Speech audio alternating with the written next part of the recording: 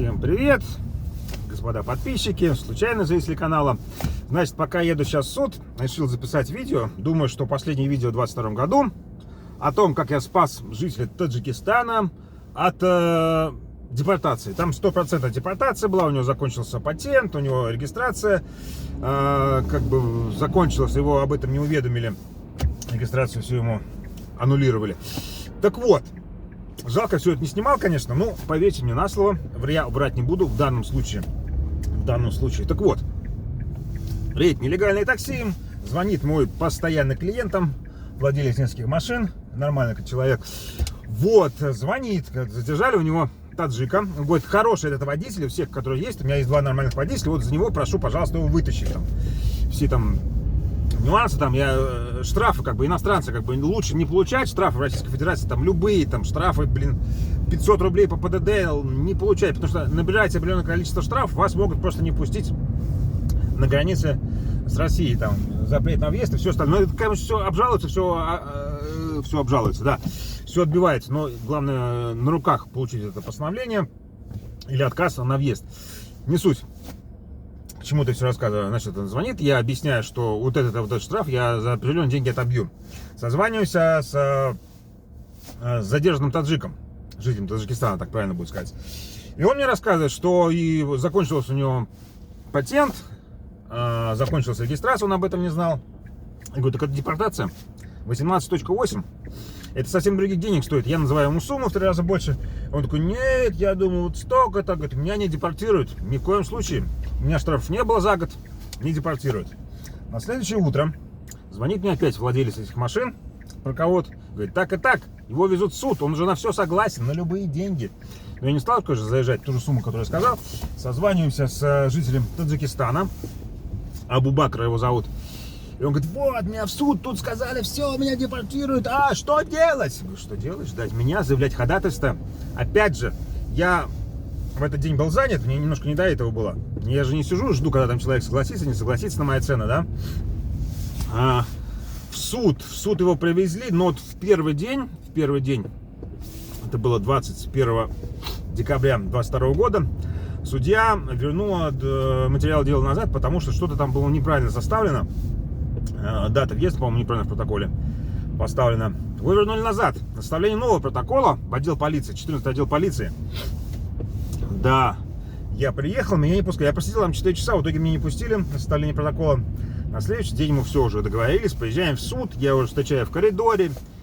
Вот. И перед самим залом заседания ему дают ознакомиться с протоколом. С протоколом-то я вижу, это 22 число, там часов 11 это было, да, утра. Часов 11 утра или там в полдень, не суть.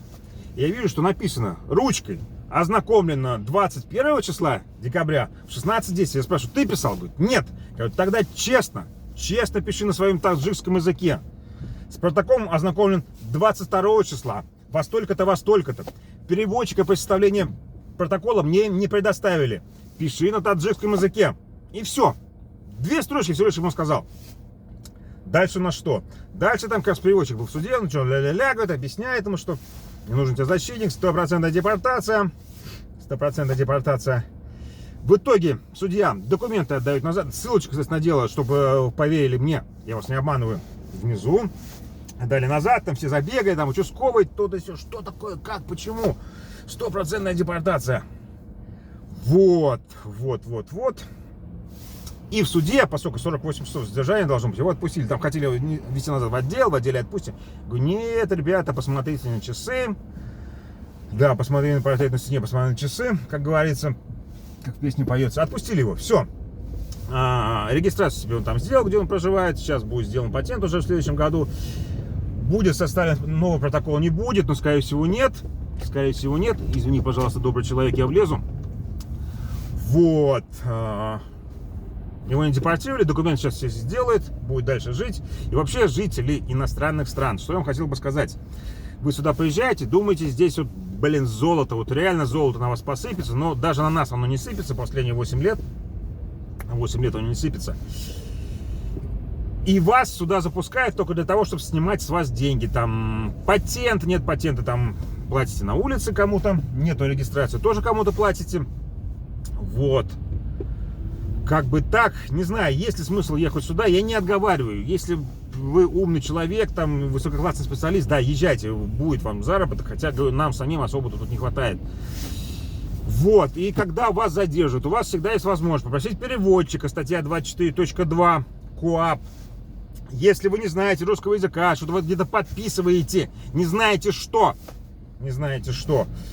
вполне возможно, что вот из-за этой подписью, которую вы подписали, вот кто не знает русского, переведите им, пожалуйста, их друзья, кто меня смотрит, да, обязательно забирайте там копию протоколов, фотографируйте, что вы подписываете, потому что, может быть, через месяц, через два вас остановят, а из-за того, что вы подписали, не думая, вас депортируют из-за этого.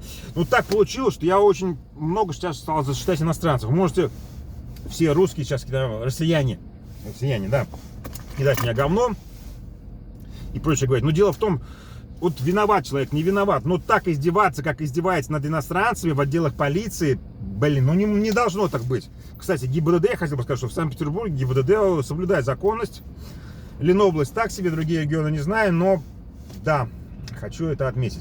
Короче, ребята, боритесь за свои права, не будьте овощами, если что, звоните мне.